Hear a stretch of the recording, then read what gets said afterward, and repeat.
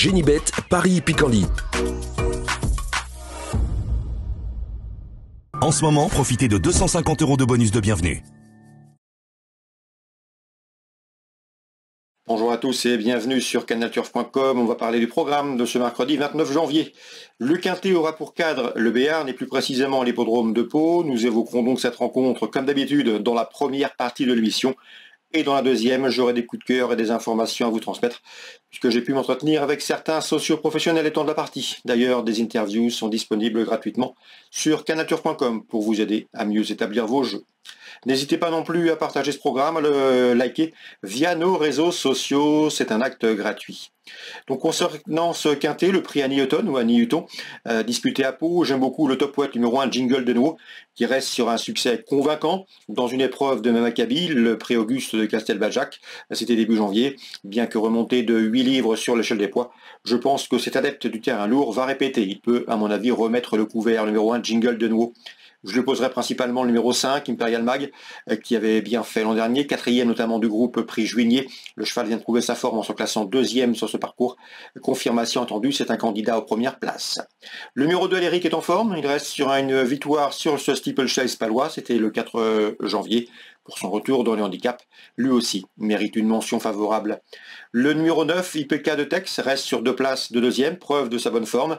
Deuxième notamment du Quintet Prix Auguste de Castelbajac, derrière notre favori Jingle de Nouveau. On garde, c'est également un candidat au bon résultat. Le numéro 4, Raftavel, pourrait bien venir faire afficher une belle cote à l'arrivée de cette course, un cheval qui compte 11 podiums en 19 courses courues. Sachez également que le terrain lourd ne le dérange pas, ou bien au contraire, il a déjà bien fait sur le tracé proposé à pareille époque l'an dernier, l'hiver dernier, on garde. Je me fierai également au bas de tableau du 14, Kenzo Rico, deuxième dernièrement derrière Imperial Mag. La ligne me semble intéressante et le cheval peut venir corser les rapports, tout comme numéro 15 dans cette épreuve. C'est Baron Zanzi qui est en forme, on atteste ses derniers résultats. Il vient de se produire en M et il a des références à faire valoir sur le steeple. Il avait fait l'arrivée notamment sur le steeple palois au cours de l'hiver, en début de meeting sur l'hippodrome béarnais. Et le numéro 16 dans cette épreuve qui me semble en mesure également de s'immiscer à l'arrivée, c'est le numéro 16 Justine Datou, seule jument départ de cette course. Elle vient de prouver sa forme en se classant deuxième derrière Japon dernièrement, c'était le 17 janvier. Si elle a bien récupéré de ses récents efforts, elle doit pouvoir répéter, pourquoi pas inquiéter les précédents nommés. Résumé chiffré pour ce quintet du mercredi 29 janvier, le 1, le 5, le 2 et le 9, devant le 4, ensuite le 14, le 15 et le 16. En cas de partant, je me méfierai du numéro 8, J'arrive de l'Est. On se retrouve pour les coups de cœur. En ce moment, profitez de 250 € de bonus de bienvenue. Voici mes coups de cœur et informations pour ce programme du mercredi 29 janvier. Concernant Pau, dans la deuxième, je ferai confiance au tableau avec le 201, un pic d'âme qui progresse constamment et pourrait ici remporter cette course. Je pense que ce 200 en a les moyens. Je associerai le 202 principalement, à savoir Gino Ling, perfectible.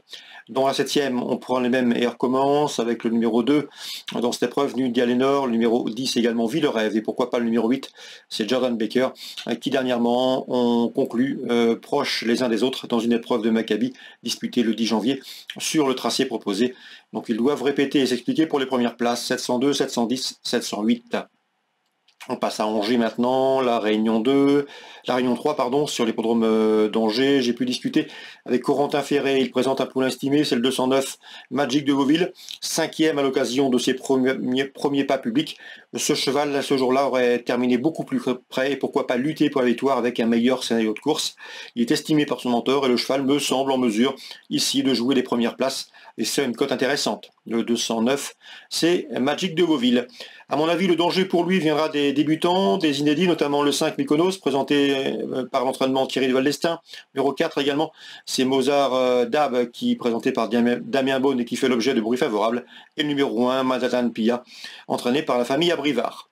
Concernant Léo Blavette, je pense que l'interview sera disponible sur canalturf.com. J'ai senti confiant avec le 303 Julicia Dunellet, qui dernièrement aurait bien fait sans sa disqualification. Il faut la reprendre.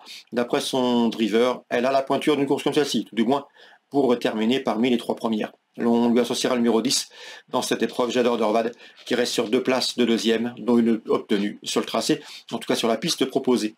Dans la 6e, je ferai confiance au 611 Craquante, toujours présentée à bon escient, elle collectionne les bons résultats. Ici, l'engagement est bon, elle n'affronte que des juments. Bref, elle présente de solides garanties. Dans la 7e, Frédéric Guinhut nous avait parlé en bien de son protégé, c'est Kélio du Solnan. Le cheval il est en forme, il vaut un autre ce genre et à mon avis, il doit pouvoir se mettre en évidence. Dans la 7e, c'est Kélio du Solnan, entraînement Frédéric Guinhut. Concernant maintenant la réunion sur l'hippodrome de... C'est la réunion 4 sur l'hippodrome de Cagnes-sur-Mer, pardon.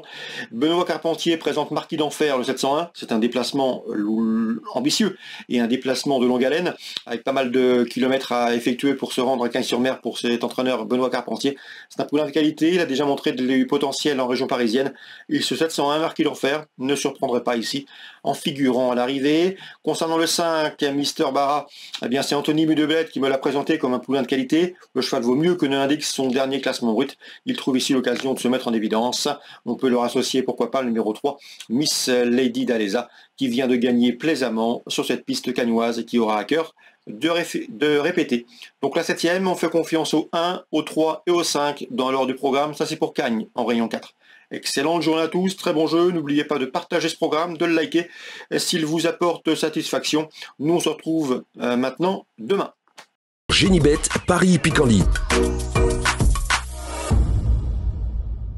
En ce moment, profitez de 250 € de bonus de bienvenue.